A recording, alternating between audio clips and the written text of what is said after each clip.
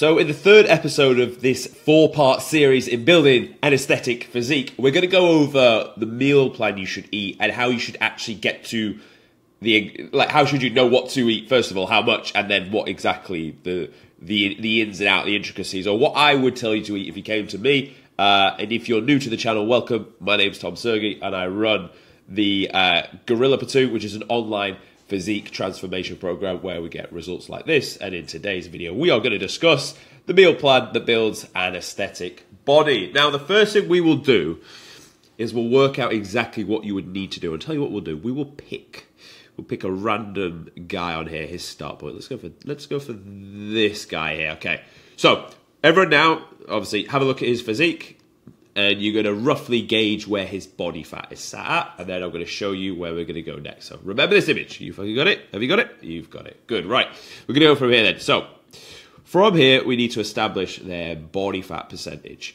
So what I do is I will come over to this guide here of these pre-recorded. Now, if you look between the two photos here and here, we can see sat around about 20%. And I know, obviously, because he sent me, I know his scale weight was sat at 73.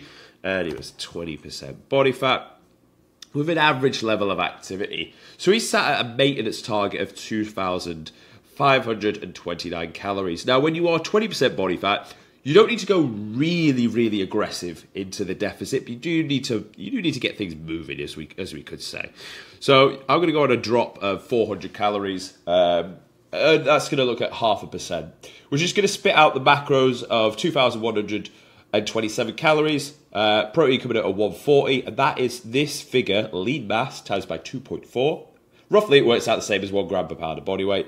Fats, 47, this is 20% of this target, and the rest is filled with carbs. Now, that's what I'd do if you were 20% body fat. If you came to me and you were more in the space of, let's go with, who should we choose here? Let's go this guy here, bottom left. Not got that much body fat, really. Probably sat around 17-ish%, maybe even 16, and he pretty much coming in at around 100 kilos. So if that is the case, let's go 17. From there, you want to be even more slight with the deficit and just drop below in about a 200 calorie deficit. The reason I say that is you want to keep food as high as possible for as long as humanly possible when you are cutting, because it will drive performance in the gym. That is the biggest factor for building a retaining tissue, and that's what the goal is. The goal is to build a retained tissue and slowly shave off the body fat and the fluffiness around the midsection.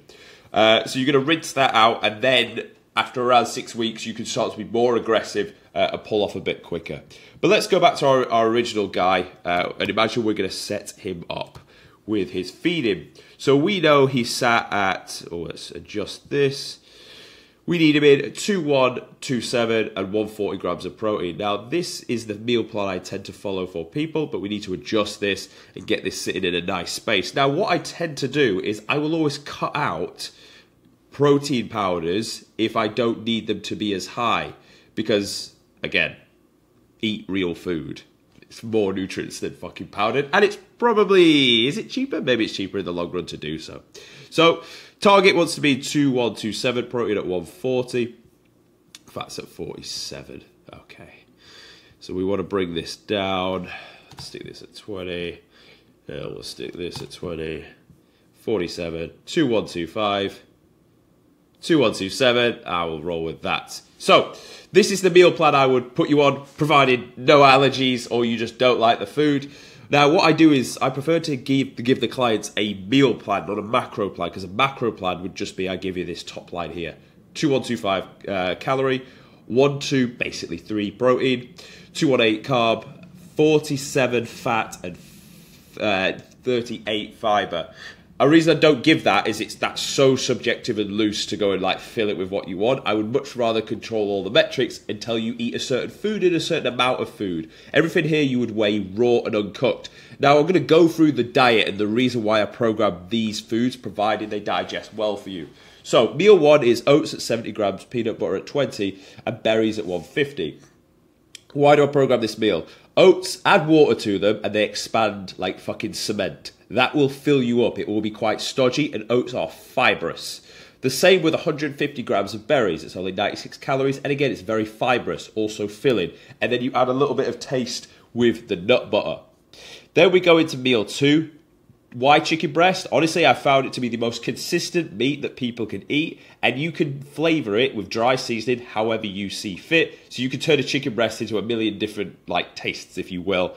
Mixed vegetables, so why I say mixed is it's any form of vegetables that digest well with you. Some people don't like broccoli, some people can't fucking eat a Brussels sprout without the world coming out their arse, so everyone's different. Rice at 50 grams. Generally, I have this earlier in the day because it will digest quite nicely. Then you'll be into your pre-workout. I roll with oats again. Why? More fiber, filling. But you want to have this at least 60 minutes before training, and you can have it with 20 grams of jam. If you have to train quickly, you're going to have to swap this for bread, because bread is higher on the GI scale, it will digest quicker for you.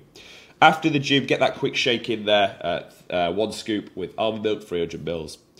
You're into your meal 3, and again, why do I go for chicken twice? Well, if you're looking to prep it, and you're looking for a short and smaller shopping list, it is going to make life easier if you get the same meats. What I would do is I get the same meats and rinse it out for 6 weeks. You get bored, change it completely in both meals.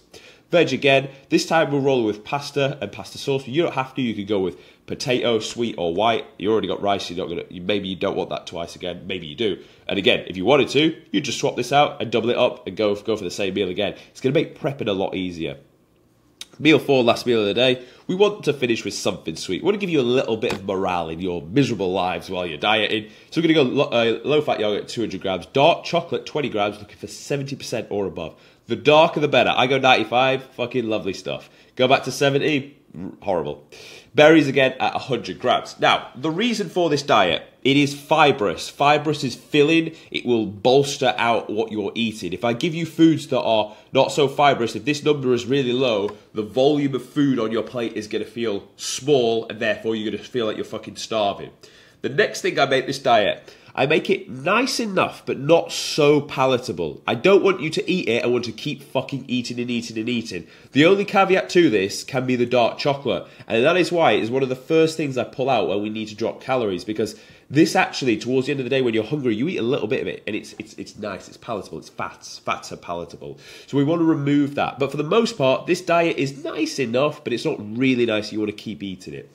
The next thing I make with this diet, I want it to be as simple as humanly possible. Because if it's simple, you're more likely to follow it. If it's complicated, with Gordon Ramsay fucking specialties and tricks, you're not going to stick to it long term, because it's going to be an effort to make the diet. Also, I want your shopping list to be as small and as cheap as possible, with the minimum ingredients as possible.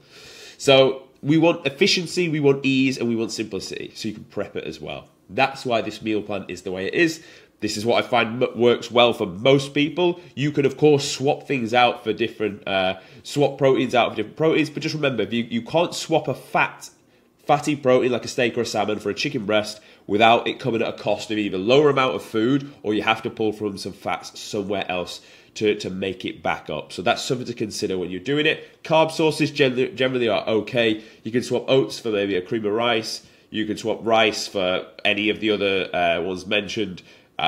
Most of the time, I'll tell you what would go well actually towards the back end of the diet. Swapping out the pasta for white potato or sweet potato, again, it's just a little bit more voluminous, and you could add that in there as well, and a bit more fibrous as well than pasta. So that's the meal plan you will follow, and the one that I use to get results. If you found value in this video, then subscribe to the channel, and if you want to work with me, then just book a call.